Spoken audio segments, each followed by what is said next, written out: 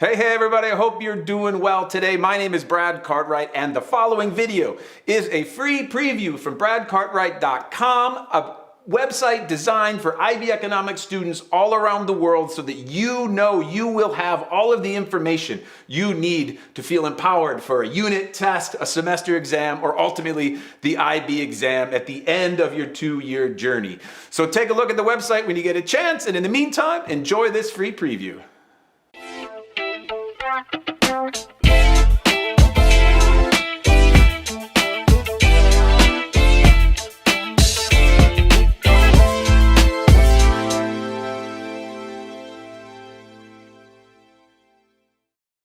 All right, here's the moment. This is the moment when demanders and suppliers come together to establish a price, okay? Go back to the first video when I was talking about what consumers want, demanders want, that's me and you. I wanted a silver ring. An artisan, which was you, were making the ring. You didn't know I was gonna come, I didn't know you were gonna be there, right? I show up, and all of a sudden I'm like, wow, there's the ring, and you're like, wow, there's somebody who might buy it. And as a result, I say, hey, how much is that? You say $10, I say $20, and then we say, how about 15? Boom. And my interest as a demander, willingness and ability to buy something at a certain price level, which is $15, matches up with your willingness and ability to supply something, right? Boom, at $15. And that intersection establishes a market equilibrium, and that market equilibrium is what we call the market clearing price, which means that we're happy. I go home with my ring, you go home with my money, and you go and celebrate, and I go and celebrate. Everybody's happy because you were looking out for your profit, and I was looking out for my utility, okay? But how do we draw this diagram? This video is critical for you to understand. Like, you got to know this diagram cold. And I'm going to tell you, there's a little device that I use. It's called the rule of 11, which is just a silly, stupid way of counting up the elements in the diagram. But we're going to build it together slowly, slowly. You can't get this wrong. All of the diagrams in microeconomics start with this diagram. So think of it this way. Economics is human behavior, right? And the story must begin somewhere. As you go through the rest of this course, you're going to see that events are going to happen. There are going to be taxes. There are going to be subsidies. There are going to be price controls. There are going to be market failures. But the beginning of the story is right here. The beginning of the story is right here. And the beginning of the story is the basic demand and supply diagram. Okay, so how do we draw it? Okay, first of all, you might want to draw this along with me, okay? We're going to have a vertical axis and a horizontal axis. The vertical axis is going to have a price and a currency. By default, just go ahead and put the dollar sign because it's the most often used currency in the world and also in economics. You're going to have an origin of 0. You're going to have the quantity of whatever product you are selling. So we're going to talk about product X. Could be anything. Gasoline, right? The quantity of product X, and you need a unit, thousands, and then you need a time period per year.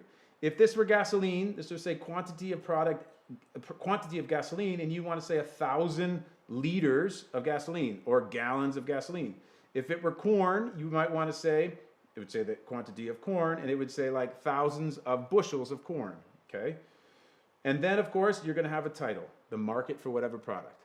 That is the basic idea. That's the vertical axis, the horizontal axis, okay? But what about the lines themselves? Okay, well, you are going to have of course, a demand curve that's going to be downward sloping, like that. You are going to have an upward sloping supply curve, like that, okay? And you want to label those properly, which means you're going to say something like, no, not something like, you're going to label this here S1, and you're going to label this here D1. Why the 1? Because one of these are going to shift at some point, and as a result of that, you always want to have 1 because the second one's going to be, of course, you know it, 2, okay?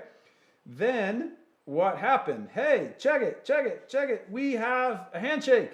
We have an established market equilibrium price. And what's that market equilibrium price? Well, it's going to be whatever we decided it's going to be. But the way that we are going to look at it is it's going to be 1 here, right? And also a market equilibrium price of that right there. And I can move those, right? But as this goes here, oh, okay. Let me do it. I'll do it this way. Watch this. I'll just drop. Okay. So we have a market equilibrium there, there, and as a result, we have a new price P1 quantity combination. Okay. That is the supply and demand diagram, or the microeconomic demand and supply diagram. It doesn't matter if you say demand and supply. Most economists say demand and supply because you learn about demand first. Most people in the outside world say supply and demand. It doesn't matter, okay? But look how many elements you have. Check it out. Check it, check it, check it. There are, count them, 1, 2, 3, P1, origin, 4, 5, Q1, quantity, 6, units, 7, year, 8, D1, 9, S1, 10, and you know it, the title is 11. 1, 2, 3, 4, 5, 6, 7, 8, 9, 10, 11. That, my friends, is the microeconomic rule of 11. Never forget it. Never let it go away. Practice, practice, practice, practice, practice, practice, practice, practice, practice, practice. Because, as I mentioned to you, this diagram right here never ever goes away. It is the beginning of all economic stories. There is this diagram and an event. The event might be a tax, a subsidy, price control, as I mentioned earlier, okay?